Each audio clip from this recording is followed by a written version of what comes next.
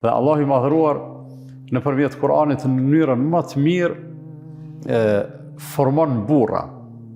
E kemi thonë edhe do të me e kuptu, do të me e kuptu se Islami njeriun e keq e bën të mirë, ndërsa njeriun e mirë e bën akoma më të mirë, dhe kjo është e rëndësishme. Burrnisë dhe burrave ja u din vlerën burrat. Njeriu të mirë ja din vlerën njeriu i mirë. Dhe njeriu e mirë nuk ka mundësi me vlerësu njeriu i keq. Ai i cili nuk është burr, ai edhe nuk e din çka është burrnia. Njerëzit që janë formësuar dhe janë formuar dhe janë ngrit në frymën edhe edukatën e Kur'anit, në kohën e pejgamberit sallallahu alaihi wasallam, ata e kanë vlerësuar më shumë te njeriu si aset. Njeriu është aset, është pasuni e paçmim. Ata vetë kanë synu ngritjen në majat e larta të burrnisë dhe pastaj dëshirat e tyre kanë qenë që me pas në rrethin e tyre sa më shumë burra në kuptimin më pozitiv të fjalës. Transmetohet se njëherë Omer ibn al-Khattabi radiallahu anhu ka qenë duke nejt me shokët e vetë. Kjo mas vdekjes pejgamberit sallallahu alaihi wasallam, duke qenë Omeri i pari i muslimanëve, khalife. Edhe duke qenë në atë gjendje, i thot atyne që ka në kornat nej, sigurisht nuk ka qenë ndoshta numër i madh i njerëzve, ka thonë hajt, dëshironi diçka, fantazoni diçka. Njoni i thot, unë e kisha pas qef, thot, që kjo dhomë ku jemi të nejt, sikur t'i shkone mbushun plot me ari edhe argjend. Që ajo pasuni, ajo thesar me qenë pasuni e imja në posedimin tim, edhe krejt me edhon fi sebilillah, me e shpenzun rrugët e Allahut edhe me edhon sadaka njerëzve. Pra, se kisha pas qef me e pas për vete, po e kisha pas dëshirë dhe kisha ndru t'i shkone e jemja për me ma pa hajrin njerëzit. Tjetri, edhe i qashtu parafërsisht një dëshira, i thot nuk kisha pas qef me kon ari argjend, po me kon margaritare dhe diamante.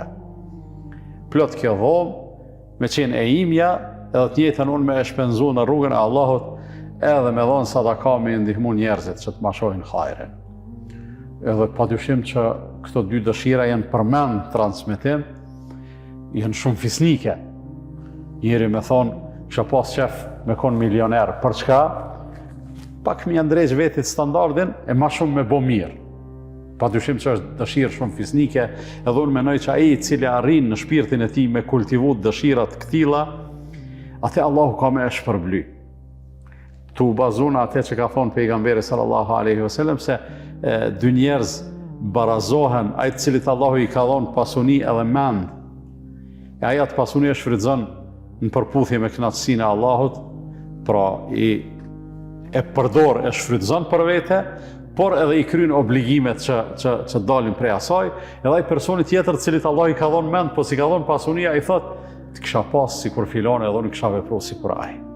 Pra dëshirat e këtilla janë fisnike edhe njerëzit që kanë dëshirat këtilla, padyshim që janë të virtytshëm. Pastaj Omeri duke i ndëgju këto, sigur nuk u kënaq me përgjigjet, edhe vazhdoi me ju thonë, hajt bre, fantazoni edhe diçka, edhe dikur njerëzit e panë që s'është kjo që po flasim na, ajo që po e kërkon Omeri. Edhe ju drejtun ata,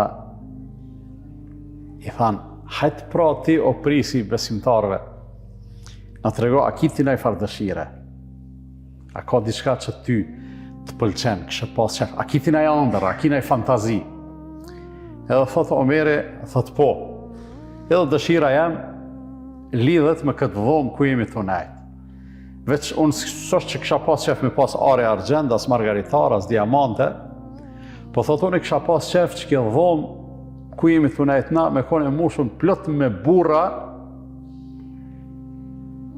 sikur Ebu Ubejde ibn al-Gjarrahi, e Muadh ibn Gjebeli, e Salimi, edhe Hudhejfi ibn al-Yamani. Omeri i përmend 4 burra me emna, sahabët pejgamberit sallallahu alaihi wasallam.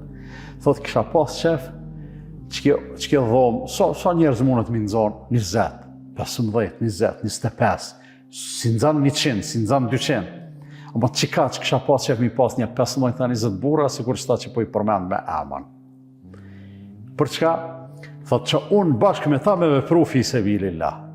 Unë bashkë me ta, unë mi udhëheq, e ata me ardhë mas meje për me vepru edhe me kontribu fi sebilillah. Pra, Omeri sikur e ngriti standardin, e ngriti pazarin, nuk e la të niveli material me pas pare për me dhanë, ose me pas kështu për me kontribu, me dhanë sadaka e të ngjashme, për arsye se ato me gjithë atë janë të kompenzueshme.